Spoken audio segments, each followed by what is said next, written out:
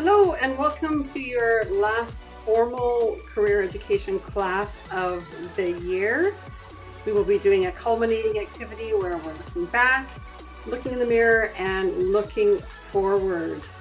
Next week there will be a fun class activity for you, but this is your last formal lesson with an assignment attached to it. Woo-hoo. Looking back. So the first thing I would like you to do is to rate yourself out of 10 in terms of your understanding of future options and pathways. What are your education options? What career choices might you be interested in? What's available around here? Those sorts of understandings. And why did you give yourself this number? You can pause the video now and have a conversation with your neighbor. Okay, your next looking back activity is to think about the goals you set earlier in the year. This could be your one-word goal or the goals you set out with specific tasks to complete your goals. Did you achieve any goals or at least make progress towards them? Are the goals still relevant? Are you interested in pursuing them further, or is it time to set new goals? I want you to take a few minutes to have a conversation about this and find out about someone else's goals and progress as well. You can pause the video to do this. Finally, what was a highlight for you this school year, either at school or outside of school? A favorite course, an accomplishment, something new you tried that was positive, something you're proud of? Take a minute to pause the video and have a conversation about this. Let's take a look at self-care. Self-care means taking time to do the things that you enjoy or things that make you feel better. Self-care activities can help you cope with stress and be better able to face life's challenges, and they can also make you happier. So we're going to be looking at some ways that you can practice self-care and develop balance in order to nurture your own well-being. This is really important as we move into exam season and then out onto your own in the summer. We're going to take a deeper dive into self-care and talk about things you can do to nurture yourself and to help to develop balance between the different aspects of your life. So first of all, sleep. Now, you've heard this before. Getting enough sleep is essential for your well-being. If you don't get enough sleep, you can feel out of sorts. Noises seem louder, colors can seem too bright, small irritations can feel like much bigger problems than they are, and even thinking becomes a chore. Especially as you move into exam season, you know that sleep actually helps you to reorganize all the thinking and learning that you've done during the day.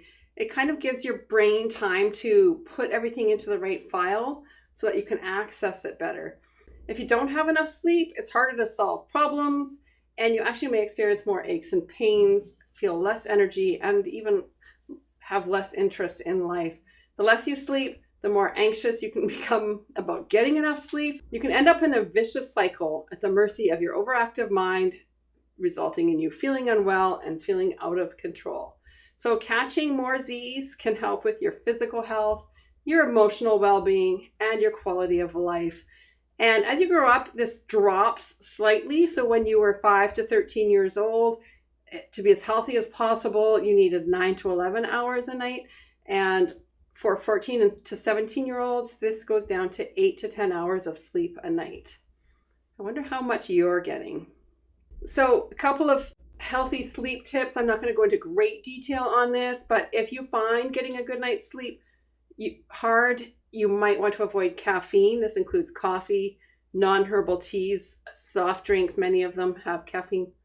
4 hours or more before bed. You need to stop all of these. And the other thing is to avoid electronic screens for at least 30 minutes, ideally an hour before bed. This is really hard because, before you put your phone on the charger in your room, you probably want to check all your socials and maybe you're gaming, but we need to really try to stop that 30 minutes early so that you can have some time without those lights that make it difficult for your brain to release the hormones that are needed for triggering the feeling of tiredness. Another aspect of self-care is healthy eating. So you need to try not to skip meals, eat a good breakfast, limit less healthy foods to maybe a few times a week if you can. You want to drink lots of water, up to 8 glasses a day, even more if you're an athlete. And Of course, you can adapt foods to your own culture and to what's locally available, but generally you want through the course of the day, about half your food to be vegetables and fruits, a quarter of it to be protein foods, and about a quarter of it to be whole grain foods. Another important aspect of self-care is physical activity. Now, you don't have to join a sport or a club or a team, although this is always great. You can also do other exercise that gets your heart pumping. Perhaps you would like to go for a bike on the beautiful river, or hike or walk, or anything basically that gets your heart pumping. Remembering that being outdoors during daylight hours can actually help your mood. Considering technology use, we talked about this a little bit when we were talking about good night's sleep, but the time you spend on technology can impact your mental health. You need to, first of all, try to be aware of the time you spend on technology.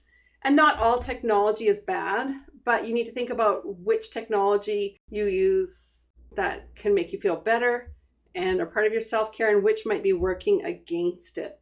If you feel overwhelmed by technology or social media, you can try taking a break or limiting how long you want to be on it for the week and see if that's helpful for you. Connecting and social interaction contribute hugely to finding balance, and this includes spending time with people that you care about or people that care about you, talking to people about things that might be bothering you, or calling someone instead of texting them. You can also try to connect through activities such as participating in different cultural activities, clubs, or volunteering if this helps with your health and happiness. If a person feels lonely, joining something is a great way to build social interactions and to connect with others. Building in time for relaxation in a day is sometimes very challenging, but it needs to be a priority alongside other responsibilities. So you want to try to take time each day to intentionally relax and experiment with different relaxation techniques to see what works best for you. Relaxing can be simple. It can be any one of the activities you see here, and I'm sure you've tried a number of these yourself.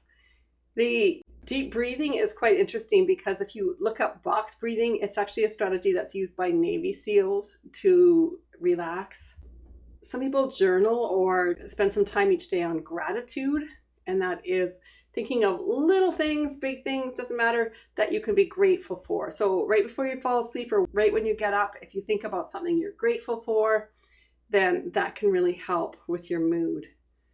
Relaxation is essential to health, and you need to make sure that you are building it into your day so that you can find balance. I want you to take a close look at how you spend your time. So how do you currently build in self-care? What can you do or try to improve self-care and or to improve your well-being and build better balance in your life? Take a minute and think about this to yourself. If you want to discuss it with a neighbor, you can. We'll pause the video briefly while you do this. Looking forward, if you think about your school year this year and what you would like it to be like next year, what's one aspect of your school life that you would like to improve or conquer next school year? I want you to think about a new activity, club, hobby, or growth area you would like to consider for next year. What can you do over the next year to cultivate or broaden your network? And what do you need to know more about to prepare for life after high school? There are 4 questions I'd like you to consider, and we'll pause the video while you have a little discussion about this. So now that you've looked back, looked inside yourself, and looked forward, and had a conversation about some of the questions that we've asked, it's time for you to do your own personal reflection. Most of you will do this as a journal box in your portfolio, but if you wanted to create a very simple PowerPoint or do an audio recording or something for these questions, you would add a box and add media and choose your file to upload, or you can just make a journal box and in your description you can answer the questions that you will find in your assignment. They are also up here and they relate to what you were thinking about through this lesson. So the first question is, at this point in time, which career education path most closely aligns with your strengths and interests? In what field or fields of work are you interested, and why does that interest you? So you can think about that and explain yourself in the response to question number 1. Number 2, tell me about one of your goals you set for career ed. Have you reached it or come close to reaching it? Why or why not? The third item you're going to reflect on is, what do you do to nurture your own well-being, and what do you need to work on for that? The fourth one is, what was a highlight for you this school year? And you talked about this already in your class with someone. The fifth question, you can choose to respond to one or to multiple of the options here. There are 4 options for you. So the first one, what is one aspect of school life that you would like to improve or conquer next year? Or what new activity, club, hobby, or growth area would you like to consider for next school year? The next option is, what can you do over the next year to cultivate or broaden your network? The final one is, what do you need to know more about to be ready for life after high school? That's it. This is your last formal assignment. Next week there will be a fun activity. Thank you for sharing your career education journey with me, and I'll see you here next year.